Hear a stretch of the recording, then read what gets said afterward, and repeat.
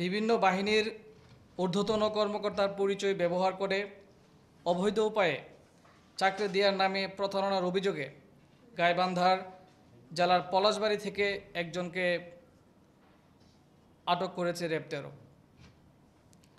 আপনারা জানেন, rapid action battalion প্রতিষ্ঠাকালীন সময় থেকেই দেশের সার্বিক আইনশৃঙ্খলা পরিস্থিতি সমুন্নত রাখার লক্ষ্যে সব ধরনের অপরাধীকে আইনের আওতায় নিয়ে আসার ক্ষেত্রে অগ্রণী ভূমিকা পালন করে আসছে। র্যাব নিয়মিত অস্ত্রধারী সন্ত্রাসী, সংঘবদ্ধ অপরাধী, মাদক ব্যবসায়ী, ছিনতাইকারী, অপহৃত ভিকটিম উদ্ধার, ডাকাতসহ নিষিদ্ধ ঘোষিত জঙ্গি সংগঠনের বিরুদ্ধে ব্যাপক অভিযান চালিয়ে আসছে। এরই ধারাবাহিকতায় আমরা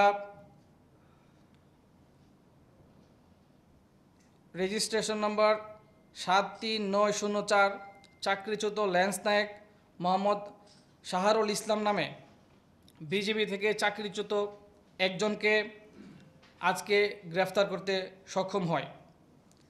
তার বিরুদ্ধে অভিযোগ ছিল, সে দীর্ঘদিন যাবৎ সাধারণ চাকরির প্রার্থীদের কাছ থেকে প্রতারণা করে বিভিন্ন বাহিনীতে চাকরি দেওয়ার লোভ দেখিয়ে প্রতারণা করে আসছিল। ইতিপূর্বে আজকে আটককৃত শাহরুল ২০২০ সালের ২৭ অক্টোবর প্রতারণার আশ্রয় নিয়ে অবৈধভাবে উৎকোচ গ্রহণের মাধ্যমে বিজিবিতে লোক ভর্তির চেষ্টার দায়ে ৬ মাসের বেসামরিক জেল হয় তার।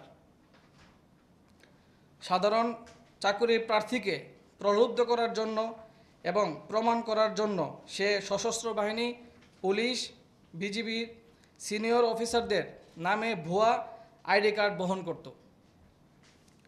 চাকরির প্রার্থীদের কাছ থেকে সে ব্ল্যাঙ্ক চেক, সিগনেচার করা স্টাম্প সহ আরও অনেক কিছু নিজের জিম্মায় রাখত।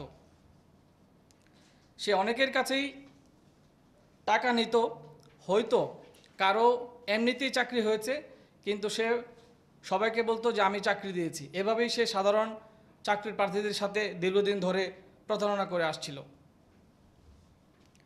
প্রাথমিক জিজ্ঞাসাবাদে ধৃত প্রতারক মোহাম্মদ শাহরুল ইসলাম স্বীকার করে চাকরিরত অবস্থা থেকেই তিনি এই ধরনের কার্যকলাপের সাথে জড়িত ছিল এবং প্রতারণার অভিযোগে প্রমাণিত হওয়ায় তিনি বিজিবি হতে চাকরিচ্যুত হন। বর্তমানে আইনানুগ ব্যবস্থা গ্রহণের নিমিত্তে আসামিকে গাইবান্ধা জেলার পলাশবাড়ী থানায় হস্তান্তরের কার্যক্রম চলছে।